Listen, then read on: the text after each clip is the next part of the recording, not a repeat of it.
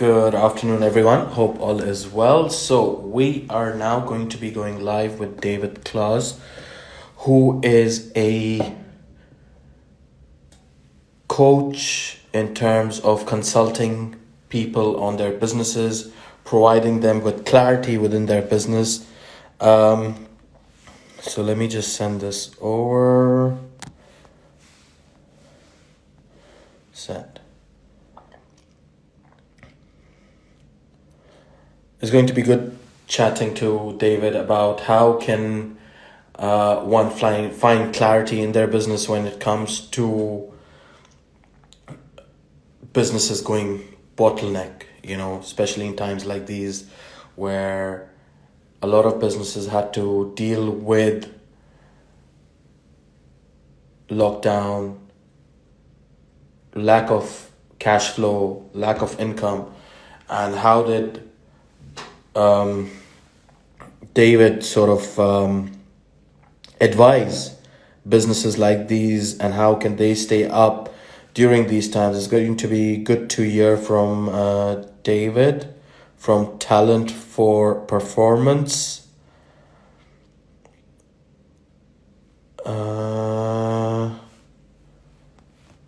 Dave.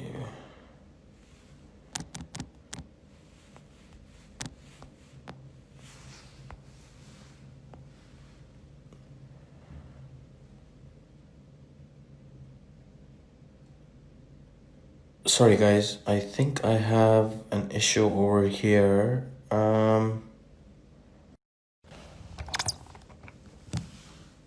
Apologies, sorry, I'm gonna be back in a minute.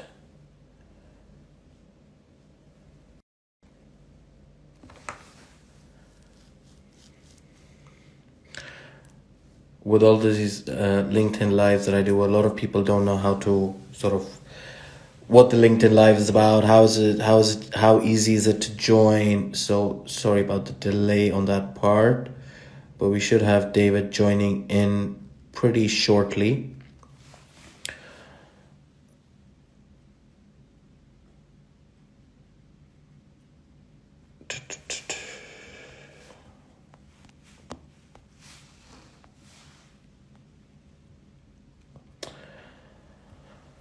Thank you to all those that are waiting. We are about to start soon. Just give me a moment, please.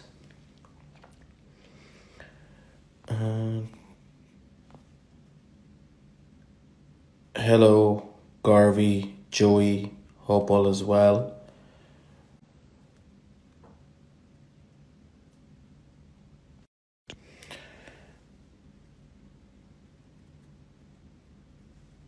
Apologies for the wait. Yep, SML property. If is there a waiting room?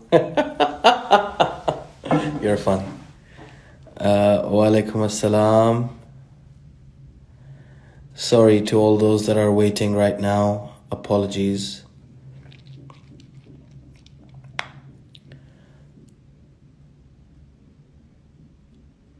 I mean, David is in his 60s, so just bear with me when he's trying to get in grips with technology.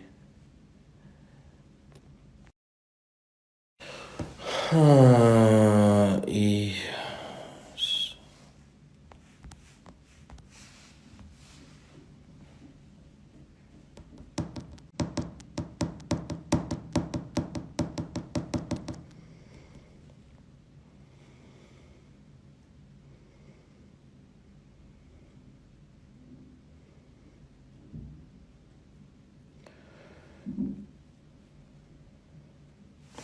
Wow, the only one left in here is SML. Appreciate it.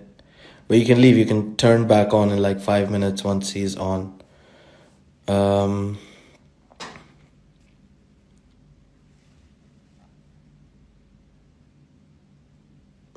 we go. David C. Clausen.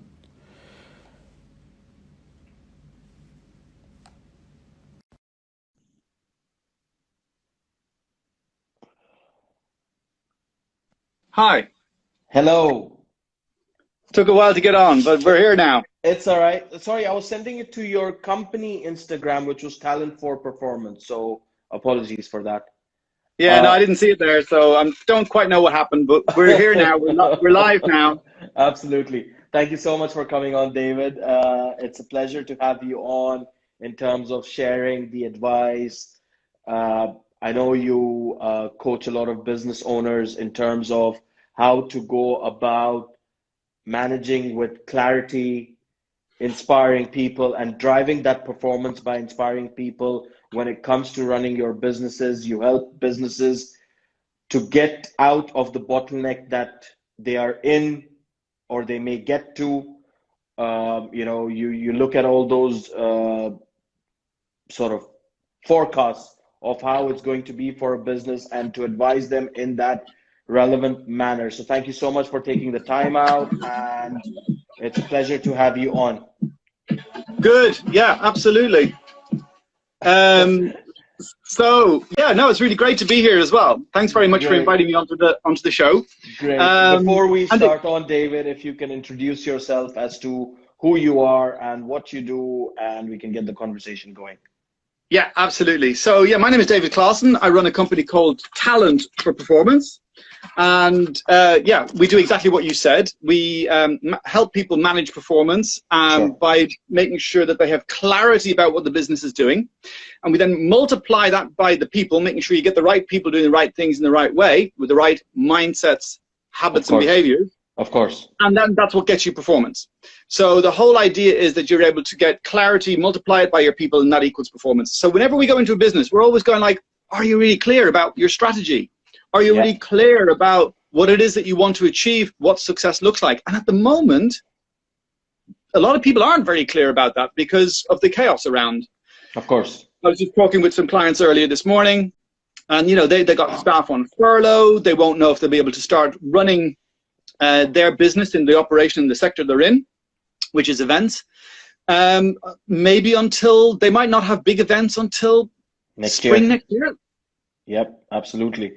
David, before we get on to what you are doing currently, I would like to take you back a few years, maybe during your childhood. And what I want to ask you is, did you always aspire to become a coach or a advisor or a consultant for businesses? Did you have that in mind all the time, or did you aspire to become maybe a doctor or lawyer or an architect, engineer? You know, when we're kids, we think about all these things, like becoming a policeman, for example, going into the army, for example. Did you have that aspirations in mind, or no, from the start you thought that I think the best thing that I can do is help people and help businesses? The first thing I could write when I was a child was, I want to be a management consultant. No, no way. No way. No, it was furthest from my mind, right? Because actually I grew up in Dublin in Ireland. Okay. And it was interesting back in the 70s. I was growing up in the 60s and 70s there. There were no jobs, right? No jobs. Yep. The first thing I wanted to do was get out of the country. So it was like, go to school, learn something, and get out of the country because there's no jobs in the country. Gotcha. And one of the things I thought would be a great job, because I loved cooking, would be to become a chef.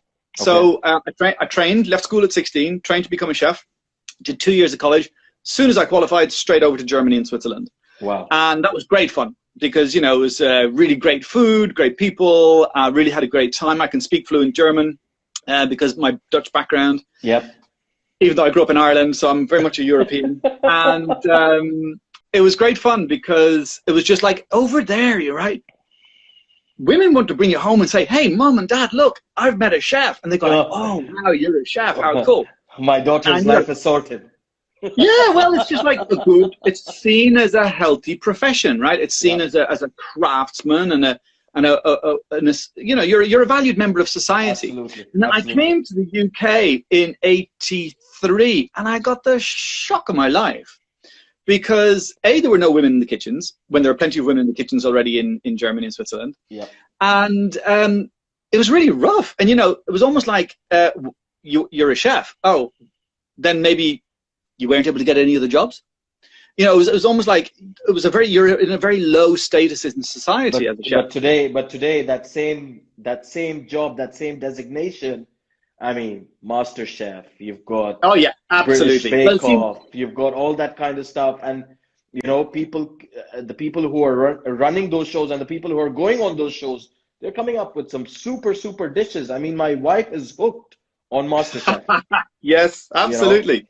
but Absolutely. it's one of those things, right? Like from where it was to where it is today, that whole industry of cooking or being a chef or being, you know, what do they call it? What's that word? Hospitality, I don't know. No, not hospitality. It's that chef, that Michelin star, you know, all that kind of stuff. Well, It's not when I was young, I worked in Michelin star restaurants okay. and 5-star hotels. So it was right up there at the very tip top. But they were nuts, yelling and screaming and fighting and punching and, you know, crazy hours, 100, you know, it was like 80, over 100-hour weeks, you know, working 100 hours a week, if you could even do that. And, you know, one of the restaurants I worked in when I went on holiday, the other guy had to work doubles. And then when he went on holiday, I had to work doubles. So your mate, your colleague who you know, do alternative shifts with, if they go on holiday, you end up doing that. I'm like, that's not fair. And he said, the chef just said, well, you know, when you go on holiday, he has to do double. And going, yeah, but that's not the point. So they were actually not even paying us holiday money. Wow. Wow. Yeah, unbelievable. And then how long did you do that for? Within 5 years of coming to the UK, I was out. No way. Seriously. Yeah, 88, you decided that's it. We're done. We're done. 88, we're done. Cooking food and everything. So what happened next? Tough life. Well, I got a job as a trainer because I knew as a chef anyway, you have to be able to train everyone you know, everything you know. Manage the kitchen, you know. Exactly. But above all, train them all, manage them for sure. And that's tough in any environment. Yeah. But also to be able to train them so that they can do the job, so that you can delegate, so you can do more, so you can look at what the next guy or the next level up is doing and have a bigger picture over it. Of course. And that worked very well for me. I was able to train because I had some really good experiences actually in some of the hotels where I really learned a lot about the importance of training, the importance of protecting your team, not let anybody else yell and scream at them, and make sure that, you know, you protect your team, you take responsibility for anything that they do wrong. It's your fault because you didn't train them well enough, you know, that sort of thing. Wow. So I was taking that responsibility as well. I thought that was a key part of leadership. I'm the last person to take that responsibility when something goes wrong in the team. Like, no, sort it out. Well, there you go. So, what sort of leadership is that? well, no. Obviously, I try and mitigate the situation to sort of make sure that everyone's happy in the right manner. But sometimes, you know, like when tensions are flaring, and you know, like in a property environment, you know how things are. Though I want to big sums of money involved. You know, and especially when I was working before I was a company director and I was running my own company. I was working in the estate agent's office, right? And we had like 5-6 agents, and every single person, like, this is the phone, and my hand is on the phone. One hand's on the keyboard doing stuff. One hand's on the phone. That phone rings. You got to answer it. You know? And be first. And then sometimes it used to be like, I used to take the first 5-6 calls of the day, and people used to be like, come on, where's our chance? Yeah. So all those things do come in the middle, right? Like, you're obviously it's a very competitive environment. Exactly. Yeah, it depends on what sort of business. It depends on what sort of business model you have, and you know, estate agents, very, very competitive. It's all commission based. You know, low basic salary, high commission, which gives that sort of behaviors. Yeah. So again, you know, in the kitchens, a lot of behaviors were quite acceptable. Swearing like crazy, fighting like mad, bullying of all sorts. You know, it's just totally like, oh, that's the way it is here, you know. And I just found that completely I thought, this is burning me out big time. So I got a job as a trainer, first training chefs, and then did that for a couple of years, got trained up how to train, you know, properly, how to train people, how to run courses, and how to develop and design training materials and all that sort of stuff, which was great fun.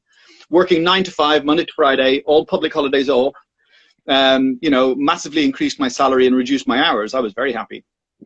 And then, but that job was then made redundant. They closed down the college I was working in. It was a private catering college. Wow. And I set up my own business. I set up my own business in 1990. And my very first business. And this is what you're doing till today? No, because I learned some tough lessons. It was 1990. And if you remember, in the early 90s, there was a big recession. Yep. And I had some training, and I had some nice little clients, and I was doing training videos for one big client, and in the end I ended up working pretty much 5 days a week for them with no contract. So you were doing training videos since early 1990. And look, we're all using videos today. I know. Anything. You want to sell a well, property, back in those days. Yeah. But back in those days, right, it was a cameraman, sound man, you know, all set up. It wasn't just like a camera in your hand. Absolutely. You know, we actually had a laptop. I could write the script on a laptop. Like, wow, that was so cool. And it was one of those ones with just an orange screen, orange letters on a black screen. Gotcha. But it really made my life a lot easier to be able to write the scripts on a screen. Yeah. And design everything and learn. So I was quite early into the computers in those days. But, you know, one day to the next, that hotel chain said, right, we're selling all our hotels. All of your training for all our chefs, forget it, we're done that. That's just in the bin. So I was like, whoa, no clients. After having a very one big lucrative client, nothing. I had another client who I did a bit of work, which was also quite lucrative, but he died owing me money. Oh. And I thought like, panic attack. Seriously. Wow. That was really, really bad. And then, so I said, okay, you know what? I'm rapidly getting into debt, can't pay my rent, I need to get a job. So got a job. And I got a job at the Waldorf Hotel in London as training and development manager. Okay. And then I was running the training and development operation for the Waldorf Hotel in London, down in Aldwych, and the Westbury Hotel, which is a boutique hotel just off Bond Street. Gotcha. And that was great fun. It was great fun. It was so much fun. I did it for 4 years. Really loved it. Doing the training. And then I was back in hotels, which I knew really well from my chef days. But rather than being stuck in the kitchen in my whites, I was able to training people, you walk around and the whole place. So you were dealing with people from the concierge to the chef to the managers to the hotel managers, all that kind of stuff. So great. That was really great fun. Designed loads of great experience for yourself. Yeah, it was fantastic. It was really good fun. You know, we did a lot of innovative stuff around, you know, making sure that every department was aware of its budgets, its actual, its forecast, and this week last year. Gotcha. So everyone, you know, with posters all over the place of what the financials were, and made sure that all the managers did regular appraisals, and you know, I audited them every month. It was just great fun, really good fun. Making sure that the managers knew all they needed to know about how to manage. Absolutely. Otherwise they can't be a manager. And often, you know, when I was a chef, I wasn't trained how to be a manager. I mean, certain things, I mean, because you were a chef during the early 80s and late 80s, I think that whole management sort of skill set wasn't that big within corporations and hotels and restaurants and all that kind of stuff. And I think that sort of came as the world progressed into the world we are in today. And I think all of that has been since the 90s that people got into it, and training in came certain aboard. sectors. Certain sectors. So you're right. You're absolutely right. So in many sectors, and still missing in many sectors. Of course. A guy who's got a plumbing business says, okay, I got a plumbing, very successful, get in some plumbers, great. Tell the plumbers what to do, they know what to do. And then he's, you know, we'll get you're a good plumber, why don't you now start managing a team? And then you go like, okay, I'm a good plumber, but managing a team of plumbers is a completely different skill set. Absolutely, I totally get it. So we go into a lot of businesses and help the leaders to manage the managers, and the managers to manage their people. Because it's managing from the top, stuff, it's from the top all the way to the bottom. So basically, as long as there are people working under someone's sort of guidance, leadership, leadership, that's where you come in and you train that particular person to manage maybe 10 directors, those 10 directors to manage their managers, those managers to manage their employees, and then employees to manage their work, I guess. So that whole chain, exactly, that whole chain sort of becomes one, and that's what drives performance.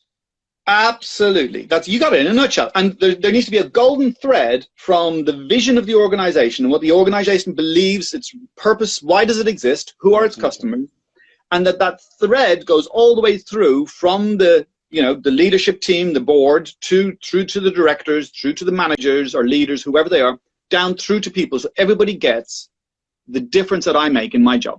I know the difference that I make in my job.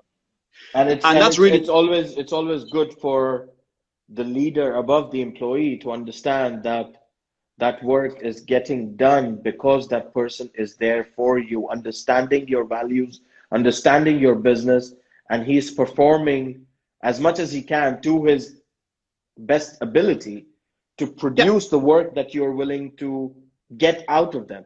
So it's both ways, right? The employee has to understand what is expected out of him. The leader has to understand what the employee expects out of them. Exactly that. And once you understand that, two-way. And once you understand that, you will get to your vision quicker. You will achieve your performances that you wanted, and I think it's a win-win situation. So that's what we aim for. Coming back to when you started your hotels again, and you were managing the 2 hotels in central London. I wasn't. No. Be careful. Let's get the language right. I was the learning and development manager in those hotels. I wasn't managing the hotels, right? I was the learning and development. I was not the general manager. Absolutely. I supported the general manager and supported all the managers to be able to be the best they could be. Got you. So but then I did that, and then I did something else. I went to Business Link for London, and Business Link for London was a government-sponsored consultancy. I don't know if you've ever heard of Business Links. They were set up in the 90s, and that was a very successful way of helping businesses like yours, for instance, to be able to go, okay, maybe you could benefit from some strategic advice, or maybe you could benefit from some leadership development. So I could go in at a very reduced rate than the normal rates, because I was government sponsored, and to go in and give support to small businesses. And that was so much fun, because I was like back being a consultant again, but I was being paid a wage. So I didn't have to worry about where my clients came from. They were given to me on a plate. Gotcha. And I did that that was so much fun. I did it for 6 years, but I also had an interesting experience there in that I learned that learning and development and all that leadership stuff is nothing without a HR strategy. You have to have a whole overarching strategy for what you want to do with your people and how you want your people to behave and how the best way to get the right people in, etc., and develop. Yeah. But you cannot do a HR strategy without a business strategy. Of course. So I really learned that the business strategy is really important to be able to inform the HR strategy, which then informs the learning and development. So I did a strategic postgraduate strategic studies in HR, human resources, strategic HR, and that was really interesting. I'd never been to when I left Pakistan to come here to study at the University of East London, my degree was called Business Studies and Human Resources, because back then, like when I came here in 2004, it was a big a drive towards a lot of youngsters and graduates getting into HR.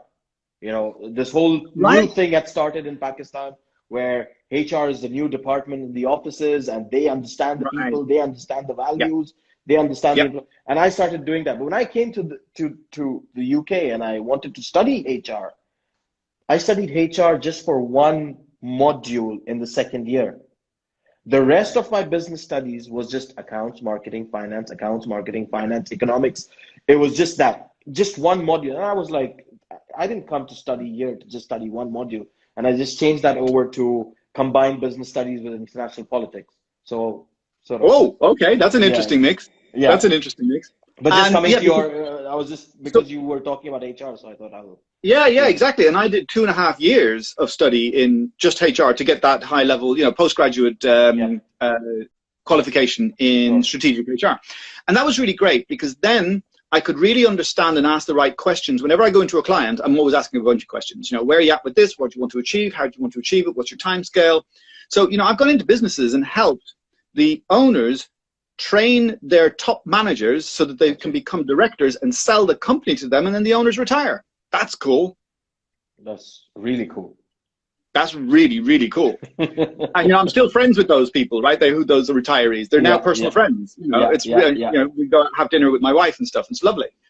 And the beauty of that is that then you can see the power of good leadership, good interventions around the HR side of things. Because we always go and say, it doesn't have to be this difficult. And my business partner, Ali Gibbons, is amazing as well, because she used to work on the Channel Tunnel. back in the day. For her first career was as an engineer, and she also has a lot of experiences similar to the ones I had in kitchens. Yep. And often she was the only woman in the engineering team. That's another story for another day. But again, that tough, hard, old school management style, you know. And both of us are passionate about saying it doesn't have to be that way. Yep. You can have a meaningful conversation, which is frank and to the point, and yet respectful, and helps the person to grow. Absolutely. And all that sort of stuff. So we use a lot of, we use a lot of psychology. We use a lot of behavior analytics. We help people understand their behavior. And when they understand the behavior, they can say, oh, maybe that behavior isn't serving me as well as I thought. And maybe my behavior is clashing with someone else's behavior. It's not personality. It's just our behaviors are clashing and bumping up against one another. But once you label the behaviors, you can go like, okay, how can we both meet in the middle? Because it's much easier to change behavior than it is to change personality. Absolutely. Absolutely. And we don't ask people to change personality. I totally, you know, and that's not only with business. That could even be personal life, you know. Oh, yeah, big time. Obviously, personalities, behaviors, all those kind of things keep on clashing. But it's just to understand that, okay, look, I need to stop here. That person needs to stop here. I need to come to a compromise. So that same mentality is carried out in professional business lives as well. Because everyone in the team cannot be, hello, hi, how are you? How are you doing? How's your day? There will be a clash somewhere or the other because that person may not have done your work. That person may not have done your work. Absolutely. You know, so it can all come back to you. And if you have to answer someone higher above you and those works aren't done, then you're in trouble. So totally. There has to be accountability.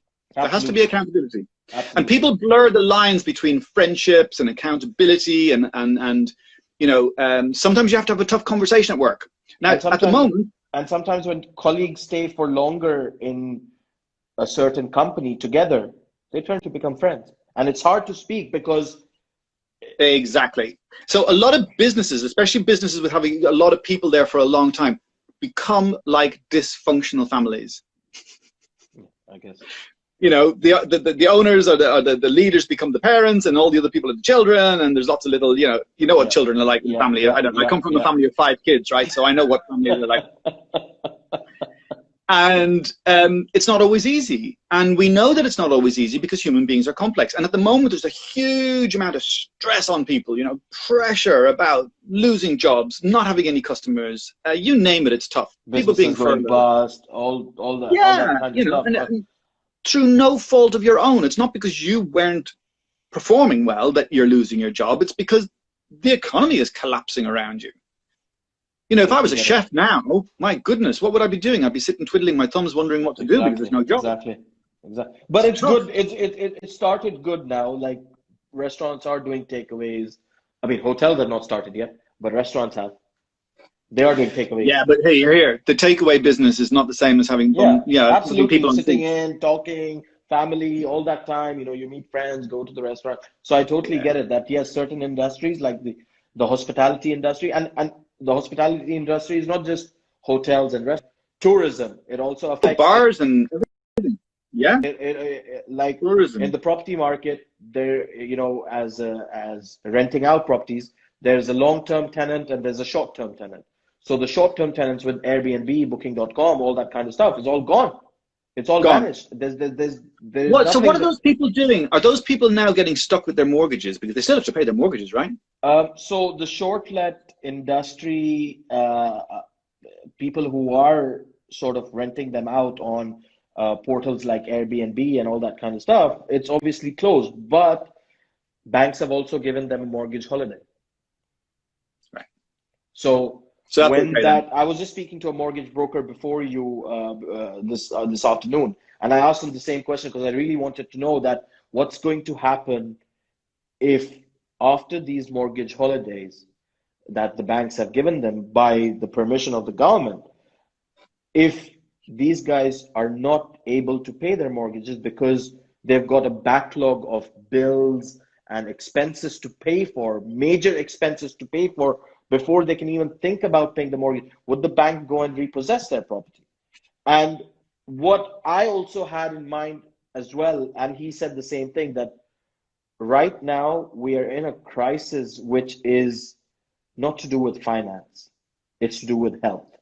And health Yeah. is more important than finance. And the banks understand that, and the government understand that. So the fact is that if they were going to go out and repossess someone, it would possibly be the fact that if Mr. So-and-so is already been defaulting on their payments before COVID, and they are yet defaulting again. So those kind of people will be in trouble. But the people who've been paying their mortgages and been furloughed, been made redundant, all of a sudden, you can't pay your mortgage. So those people will be looked at and be given certain amount of time to come back and pay the mortgage. So I think the banks and the governments are thinking in the right way. They're not thinking money. They're thinking more as ethics, and it won't be right to repossess someone and kick them out of their house because of. I'm pleased to hear that. 2008 was a totally different financial crisis. It was man-made financial crisis. It could be the governments, it could be everyone, right? But yes, banks were involved in that. People were involved with that. People didn't use the money properly when they went out and got 120% mortgages, 150% mortgages, all that kind of stuff. So at that point, yes, understood that if someone was repossessed, yes, maybe for their own mistakes. But here, it's not your mistake. No, but okay, we're going into another debate there about whose mistake it was to lend people £150, 150% of the mortgage. Exactly. That's a different subject, right? For another day. Absolutely. But like just coming back to your thing about mortgages, I don't think the banks are really going to be. Maybe they might give it another 6 months to see how things move, because they're all talking about that second wave and all that kind of stuff. And if that's look what's happening in Beijing. If that second wave does come in, then are we talking about a year's worth of mortgage holidays? It doesn't make sense. Exactly. But I mean, I don't know where we are with that right now. But nobody does. Coming back to your what you do in terms of inspiring people and driving the performance. How do you, if a business is stuck in terms of management and they're not getting the performance from their employees, right? How do you make that company? Can you give me an example where you've seen this? You've went with your consultancy and they have now grown out to be something extravagant. Well, I mean, that's what we do. So we do that with all our clients. A lot of our clients do tend to use us when they go, we're ticking along, but it's not going as well as it should. There's either too many people complaining, or we can't keep the staff. They keep leaving, and it's very expensive to hire a member of staff, to replace someone. It's very expensive, the training, all that kind of stuff. Absolutely, hidden costs. I've been there where, and now it's like, now that I have been so active on social media in the last 3 months, people are coming to me, Murtaza, can I come and work for you? Can I do this? Can I do that? I want some sort of work experience. I'm like, yeah, come have a, other agents might not give you the chance, and I will. I want to give you the chance. I want you to learn. I want you to build up, because I believe in the fact that if I give someone something, tomorrow something will come back to me. Yeah, absolutely. I'm not living in that hope that it's going to come back tomorrow, but one day in my life, all that what I'm teaching someone or the experience that I'm giving them is definitely going to come back. So, it's one of those things. Yeah. But we're talking about how you go. Back to your question. So we'll always talk with the leaders and say, right, what is it you're trying to achieve? That's where it all starts. What are the leaders trying to achieve? What's the business originally set up for? Now, I'm not just talking about the profit, right? I'm talking about the profit is always there, right? You can't have a business without profit. But we don't focus so much on the profit as much as what's the service you're trying to deliver? What's the value you're bringing to your customers? And how can you maximize that value so that they're really happy with you and want to do more with you and spread the word and all that sort of stuff, right? So there's something then about being able to communicate that strategy of how you're going to grow the business, how you're going to expand, or how you're just going to be nice and tight and keep it sharp with regards to, okay, what's the succession plan then? When do you want to retire? How long, who's the next leader going to be? And because of these days, what's going to happen if one of your senior leaders has to be away for a while, be that on maternity leave or illness, or they choose to go and because the opportunity of a lifetime is given to them. They go, you know what, I'm going to go over there now. That's a big hole in your strategy for how you're going to lead the business. So we also build in layers beneath the senior team, so they're being groomed. Now, quite honestly, if they're groomed, it's a funny word these days, but you know, you're basically saying to them, we want to make sure that you've got the skill sets to be able to do the next job up. Of course. And if no one leaves, we'll help you get a great job elsewhere. So again, it's that giving mentality to say, you know, if you've got a very, very stable top team, right, and there's no one leaving, they're in it for the next 10 years, unless something tragic happens where someone has to leave for some illness or something like that, or death, then you're going to need to replace them. But otherwise, you have to say to this team, right, we're going to train you up so you can take over while you're here if anything does happen. But hey, we know there's a shelf life to that. So you're now at a stage then where you're going, you know what, I need either to move up or to move out. We go, great, let's have a conversation about that. Where would you like to go? What sort of business? And then negotiate that so that we also make sure that you're trained and have trained your people so that when you leave, which is now going to be inevitable, let's say in the next 3 to 6 months, when you get that ideal job, but that you have someone to replace you. So we're always looking at succession planning to build safety within the system, because I have so many senior people, you know, in entrepreneurs like yourself, and then their number two, right, their best number two person leaves, and they go like, I feel betrayed. Yeah, how could they do that to me? I've felt that a few times. Yeah, it's like, you know, it's like the end of a marriage. You go I gave you my life and blood and guts. I mean, I've definitely felt that, you know, giving. It's not only that, but it's the fact that you trained that person, you kept that person, you cared for them. You cared for them. That person did many mistakes, thousands of mistakes. You looked over that, you know, if, okay. They probably lost your money. Of course, a lot of times. I'm telling you, I've been through this. And you get that feeling that when they decide one day and they turn up. And David, have you ever seen that when they are planning to leave in, like, let's say, in a month's time, one of my employees is going to leave, right? But I don't know about that. I know. But that work of theirs starts getting affected. And you realize that there is something wrong. And the day you sit down with them to have a word like, what's going on? Oh, sorry, I've had enough, I'm leaving. I've had this situation before. And I was like, is this why you work like this? So that we would have this conversation and you would leave. They were like, maybe. So, you know, like the fact that when someone comes and tells you that, oh, you know, like a marriage has ended, you know, all that kind of stuff. Yes, I can understand, because you've spent your time, your blood, sweat, money on that person. You paid them. Okay, they do a job, you pay them, fine. But you care for them. You care for them. That's the thing. You care for them. And the thing is, it's interesting because especially in smaller businesses, right, that really happens a lot. Of course. And we also help the leaders and the managers and the staff, because we often, you know, do workshops with the staff as well. Yeah. To depersonalize those conversations and have them as an open conversation. So always, every year, at least, if not a couple of times during the year, you're saying, okay, where are you at? What are your plans for the future? Where do you want to be in 3 years' time? Do you want to be here or somewhere else? And you have it, because then there's an open conversation where people go, well, you know, I do believe I want to grow and I want to be a manager. In fact, ultimately, I'd love to run my own business. So I'm going to really be here so I can learn as much as I can, and then I'm off. But then you need to be okay, oh, shit, right, but they're going to become a competitor of mine. You know, I've got a spy in my midst. Yeah. And all of those emotions. But we try and help them have a healthy, robust conversation so there's good relationships.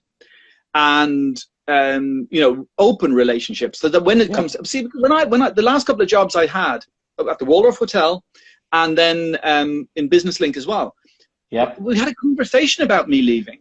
And at one stage, you know, I said, okay, I'm going to leave. And at one stage, one of the managers said, oh, you know, could you stay another 6 months? Because she was just arrived. She'd only been there 3 months when I was thinking of leaving. And she said, you know, let's do this together. And I went like, you know what? Yeah, I'm in no rush. Let's do that. So and you gave those 6 months to them. Yeah. Just and then I Yeah, she was great. And then I decided, actually, because I had an open plan, right? I wasn't looking for another job. I decided I was going to go walkabout around India. So I took 3 months sabbatical, no job, no nothing, and went backpacking in India in 1998. Wow. Wow. Then went trekking in the Himalayas. Yeah, went on 10-day silent meditations and cool stuff. Seriously. Oh, Wow. yeah. Wow. It must have been amazing. So David, you've shared all this amazing piece of knowledge of how should one look at their leadership skills to enhance the one below their leadership skills so that they Yeah. can enhance the other people below them and to drive that performance. I mean, I'm intrigued to know how you do it, and I'm definitely going to be calling you up sometime this week or next week to see how we can sit down together and we can discuss my business plan. But I want to say this, that if anyone over here viewing right now and who may view it later are looking for these services where you drive performance by enhancing the skills and inspiring the people within your industry, do give a shout out to David. It's been an absolutely amazing live session. So much to grab, so much to digest, so much to understand of how to manage the people that work for you and how to manage yourself to manage those people. And that's the key, right? Managing yourself to be able to manage other people. Really, self-awareness is a huge part of what we do with our clients. Absolutely. And then the thing that I'd just like to say, if I may, is that if you go to talent and then the number 4, performance.co.uk. And look me up on LinkedIn if you want as well. It's David C. from Klaassen, and find me on LinkedIn. That's Klasen. Absolutely. And happy to mention this this broadcast, and always happy to connect. Thank you so much. But before we go, I do this with all my guests that come on board, come on my live session, to share a positive advice. We are going through a lot of negative sentiment around us right now. We went through lockdown. We went through social distancing with all our families, friends. You know, we can't go to restaurants. We can't go to cinemas. We can't go to hotels. We can't go travel. Businesses are going bust. People are still losing their jobs. People are still being made redundant. People are still on furlough. What positive advice would you like to give these people so that they can take that on board and move on from all that negative sentiment, leaving that behind them and moving further in life? Okay, it's actually something that the Dalai Lama said, which I really always like, and it's very close and dear to my heart, which is, he said,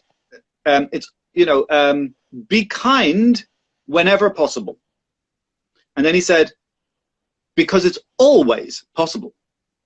Wow.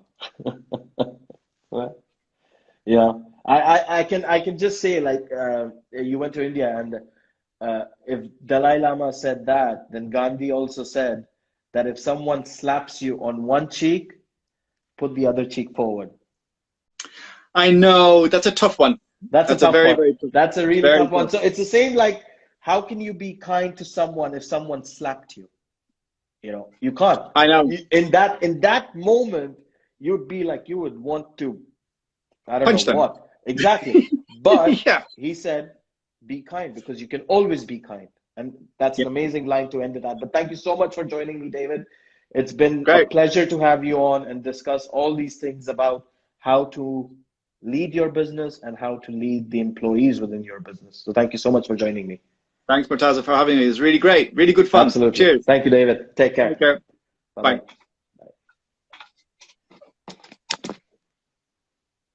Wow, absolutely amazing. I mean, my positive energy bars in terms of dealing with the employees within my company, not just within my company, but outside my company as well, how I deal with landlords, how I deal with property owners, all that kind of stuff. It's been absolutely amazing. Thank you so much, David, for coming on here and sharing some great pieces of advice, some amazing knowledge, and like you mentioned, like Dalai Lama mentioned, be kind, always be kind. So thank you so much, and thank you to all the viewers that tuned in. It's a pleasure to have you. Do tune in tomorrow again, where I'll be speaking to more new people on my live session discussing what they do and how they do it and where they are in their careers. So thank you so much. Take care. Bye bye.